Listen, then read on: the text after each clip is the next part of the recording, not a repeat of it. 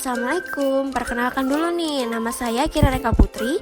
Saya mahasiswa Pendidikan Ekonomi UNS tingkat 7618055. Nah, di sini kita akan belajar bersama mengenai materi ekonomi kelas 11 semester ganjil. Nah, materi apa sih yang akan kita pelajari? Yuk, ikuti langsung.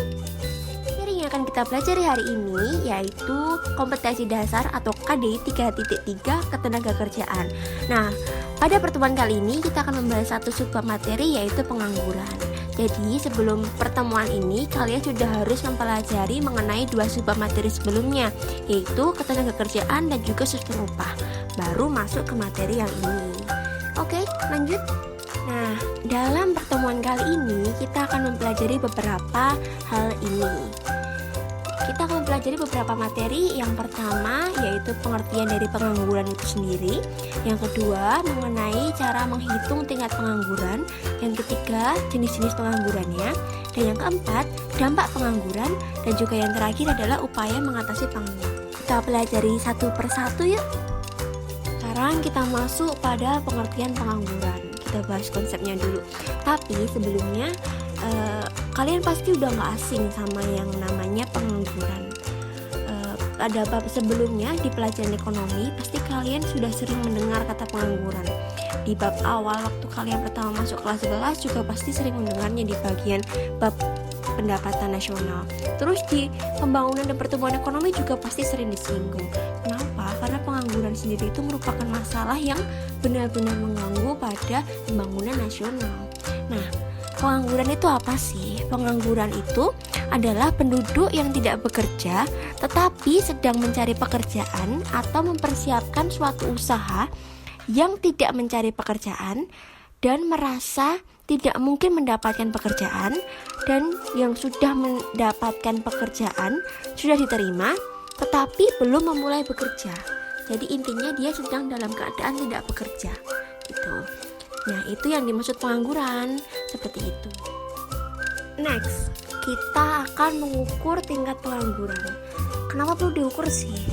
Nah, pengangguran ini itu kan dari awal dibahas pun sudah kelihatan kalau pengangguran ini itu masalah yang menghambat pembangunan nasional, pembangunan ekonomi di negara Indonesia. Jadi gimana caranya apabila ada suatu masalah, pasti dipikirkan kan bagaimana mengatasinya.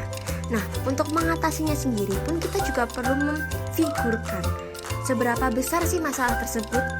Apakah kadarnya masih bisa ditoleransi ataupun harus segera ditindaklanjuti gitu. Nah, dalam mengetahui tingkatannya itu kita mengukurnya dengan cara mengukur tingkat pengangguran ini gitu. Nah, kita mengukurnya dengan rumus ini. Tingkat pengangguran sama dengan jumlah pengangguran di suatu negara atau jumlah totalnya dibagi dengan jumlah angkatan kerja di suatu negara. Angkatan kerja kalian paham kan? Angkatan kerja kemarin itu adalah penduduk yang berada di usia kerja dan siap untuk bekerja dikalikan 100% gitu. Itu rumusnya. Nah, selanjutnya kita ada contoh soalnya nih.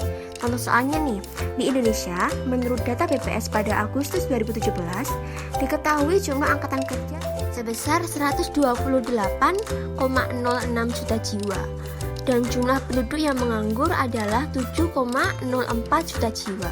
Hitunglah tingkat pengangguran di Indonesia.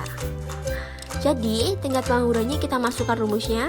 TP sama dengan jumlah pengangguran dibagi jumlah angkatan kerja dikalikan 100%.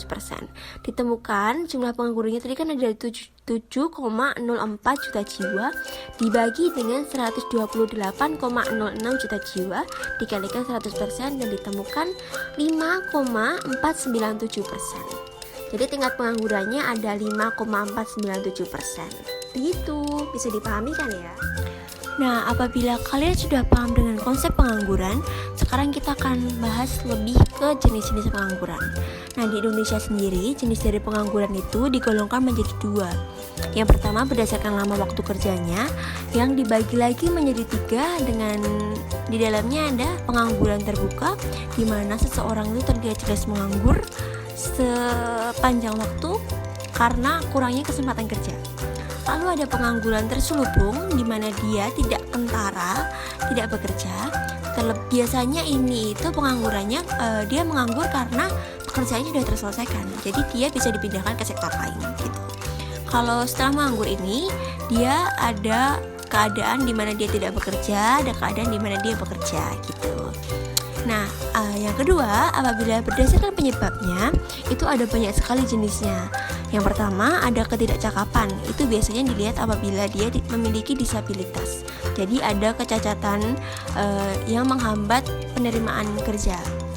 Lalu ada pengangguran musiman. Ini biasanya petani. Jadi pekerjaannya biasanya hanya di musim panen. Terus karena upah terlalu tinggi, jadi upah yang ditawarkan itu terlalu mahal, jadinya perusahaan tidak mampu untuk membayar. Terus struktural, ini biasanya karena ada perubahan struktur penduduk. Misalnya yang biasanya ada di tempat agraris, lalu dipindah menjadi industri. Nah, karena kurangnya keterampilan, jadinya banyak yang menganggur. Terus teknologi, sumber daya manusia, tenaga kerjanya digantikan oleh mesin teknologi, jadinya banyak yang menganggur. Terus konjungtur, ini biasanya terjadi karena ada faktor ekonomi di suatu negara secara menyeluruh. Jadi misal di suatu negara ekonominya benar-benar dalam keadaan rendah, itu biasanya akan terjadi banyak sekali pengangguran karena pemecatan atau PHK gitu contohnya. Terus kalau voluntari itu biasanya kalau seseorang itu secara sukarela untuk menganggur, biasanya terjadi karena seseorang tuh memiliki keadaan ekonomi yang melebihi dari kebutuhannya atau terlalu kaya gitu intinya. Gitu bisa dipahami ya. Sekarang setelah kalian mempelajari mengenai jenis-jenis pengangguran itu kan merupakan sebuah masalah ya. Sebuah masalah itu pasti akan ada dampaknya, akan ada imbas lebih lanjutnya. Nah, apa sih dampak pengangguran di Indonesia? Dampak pengangguran di Indonesia ini semuanya akan berimbas pada keberlangsungan pembangunan nasional. Apa aja sih? Itu ada pendapatan nasional yang menurun, pendapatan per kapita masyarakat yang rendah, upah yang rendah, investasi dan pembentukan modal yang rendah, pemborosan sumber daya dan potensi yang ada, serta sumber utama kemiskinan. Juga masih ada dampak sosial yang lain yang semuanya akan berakhir pada pembangunan nasional yang terhambat. Selain itu juga bisa berimbas pada sektor lain, antara lain kesehatan dan juga keresahan sosial sampai kriminalitas. Nah, kalian kan sudah mempelajari mengenai dampak nih. Setelah dampak, pasti yang namanya dampak, pasti pemerintah sebagai pemimpin dari negara Indonesia pasti memikirkan atau memfigurkan cara untuk mengatasi masalah tersebut, di mana pengangguran adalah masalahnya. Nah, cara untuk mengatasi pengangguran di Indonesia itu seperti apa sih? Yaitu, yang pertama adalah dengan menciptakan kesempatan kerja. Lalu yang kedua, menumbuhkan usaha-usaha baru. Lalu meningkatkan keterampilan tenaga kerja, meningkatkan kualitas tenaga kerja, menumbuh kembangkan usaha mikro dan usaha kecil, pembangunan nasional dan kebijakan ekonomi makro, kebijakan pemerintah pusat dengan pemerintah daerah yang menjadi satu kesatuan, penempatan tenaga kerja berkompetensi dan berkualitas. Semua cara mengatasi pengangguran ini dilakukan agar tenaga kerja di Indonesia itu lebih besar penyerapannya. Jadi angka penganggurannya pun akan berkurang. Lalu pendapatan yang akan diterima pun juga akan terus bertambah, sehingga pembangunan nasional akan terus berkelanjut. Nah, sekarang waktunya untuk saya undur diri. Apabila saya ada salah perkataan atau pelafalan, saya mohon maaf. Terima kasih. Wassalamualaikum warahmatullahi wabarakatuh. Sampai jumpa lagi nanti.